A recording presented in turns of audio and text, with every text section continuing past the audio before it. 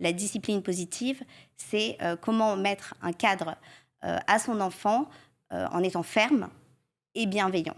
L'utopie, c'est pas vraiment l'éducation positive, mais plutôt la manière dont on nous l'a présentée, soit caricaturée avec cette trend ghetto-sorry, mais souvent, même quand c'est pas caricaturé, on nous l'a présenté un peu de manière incomplète, en nous faisant un peu croire en fait qu'il suffirait de nommer les émotions de ses enfants, les valider, se mettre à sa hauteur, être dans une relation un peu de respect et que ça suffirait en fait à faire disparaître tous les comportements difficiles à gérer pour le parent.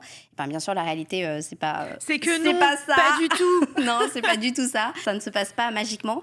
Et ça, on va dire que c'est même une éducation laxiste en fait. Je suis même pas sûre qu'on puisse parler d'éducation parce que c'est presque un transfert de la responsabilité du parent qui est de mettre quand même un cadre et des limites à l'enfant. Moi, le parent, je vais être dans le respect de tes émotions, voilà, je vais être à l'écoute, je vais me mettre à ta hauteur. Et toi, en échange, du coup, tu vas bien te comporter, Oui. tout va bien se passer, tu vas te mettre tes propres limites. L'éducation positive, en réalité, c'est pas une utopie parce que ça part d'une discipline très très méthodique et très réaliste, qui est la discipline positive, qui a été inventée au début des années 80 par Jen Nelson aux États-Unis. Donc, c'est une méthode de parentalité concrète, très réaliste, ancrée dans le quotidien des parents. Et au centre de la discipline positive, au cœur, on va retrouver cette notion justement de cadre, de limite. Et Jen Nelson le définit comme ça. Elle dit que la discipline positive, c'est comment mettre un cadre à son enfant en étant ferme